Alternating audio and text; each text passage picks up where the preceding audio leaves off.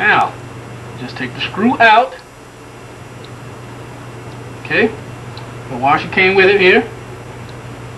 Okay, now you see where the washer sits down in there.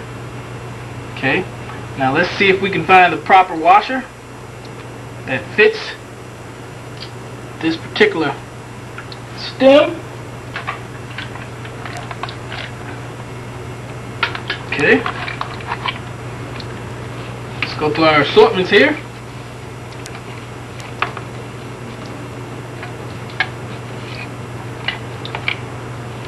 Let's look through there, find one that's going to fit right in there. Look at that, that's pretty close. Can you see that? Can't see that, can you? Okay, this one's pretty close. Just need one just a little bit smaller than that one. Okay, that's a little too small.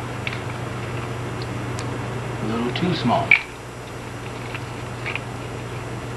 Okay, here we got one right here. That's perfect. Okay, see? Put it this way. See? That washer fits in there perfectly. This is a flat beveled washer. A flat washer, I'm sorry. They also come in beveled. And a lot of times I do prefer the flat washers myself. Okay, now that we have the washer in there, let's take the screw, insert it back in the middle. Okay, let's tighten it up. This is what holds that washer in place, of course. Okay, now before we put the stem back in, what we want to do is look inside the body of the valve and see what the seat looks like. If the seat is scratched or scorned in any kind of way, even if the smallest scratch, it will allow the water to come through and drip. And even if it doesn't come through and drip, it will tear your washer up, and you'll be replacing washers pretty often. So let's see if we can look down into the body of the valve so that I can show you what the seat may look like. Now take in mind, this is one of your basic washers. I'm sorry, faucets. You do have another type of two-handle faucet which we will cover later in this program. So let's get down, let's see what this the body of this valve look like inside the seat. Okay, as you can see with the stem off, and you look down inside of the valve body, you see the seat. I had to use this flashlight, it was kind of dark and hard to see. Can you see that seat down in there? Let me give you an idea. Point to you here with the screwdriver. Okay. Okay, here's the seat. Right here, that round shape there, made of brass. Okay, now if you see any marks or scars on that seat, that's going to give you problems. Either you won't get the water to stop dripping, or you will be continuously replacing it with washers. Now if this seat is bad, I'm not going to recommend that you try and change this seat. I would recommend that you change the whole entire faucet itself. For one reason, there are so many different seats made for this particular faucet that you'll have time running around town trying to find the right seat to fit right in there. And then putting the seat in sometimes can be kind of complicated, but you would come out cheaper in the long run just replacing the faucet, which we will also cover throughout this video, replacing the faucet.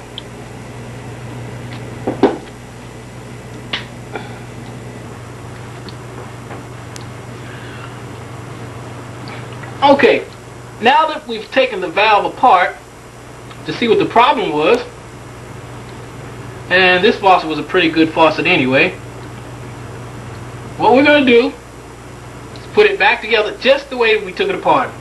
First the stem here, put the stem back in, screw it in,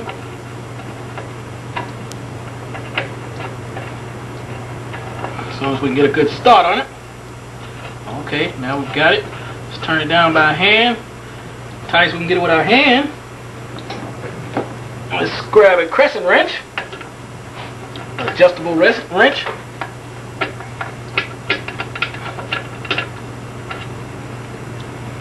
Let's get it set for the sides. Okay. Let's tighten it down. Also, by the way, when you turn your faucet on and you have water that comes from up under your handle, if you would just pull that handle off, and this particular part that we're putting back together here, this stem body, tighten that up, and that will usually stop that leak from up under that handle. Okay, just as we're putting it back together. Okay, now that we've got that on, let's get the handle.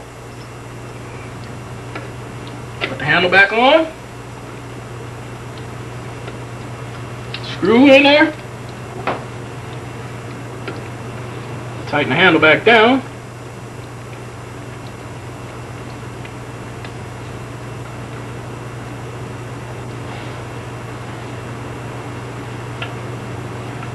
Okay, what we want to do is adjust the handle to where it's comfortable for you. And this is definitely not a good spot here. Okay, just that handle back around where it sits. Let's get the screw in there. Once again, tighten it back down.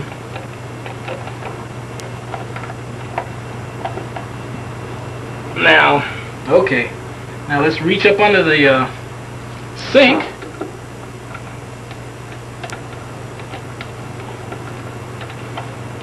Okay. Let me take you back a little further so you can see a little more. Okay. Let's go up under our sink. Turn the valves back on.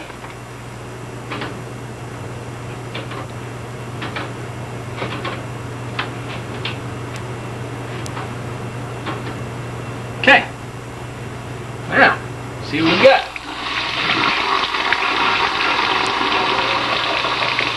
Turn it off.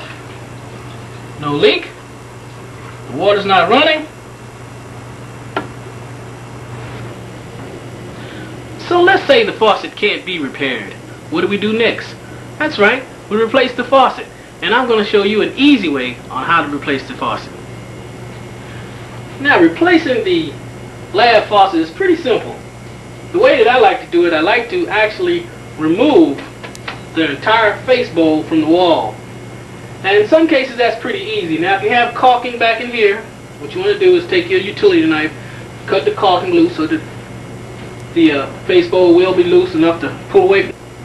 And if you have a vanity, most vanities are fairly easily, and they do come up pretty easy too. So in most cases, you're not going to run into a problem where you can't remove the face bowl from the wall.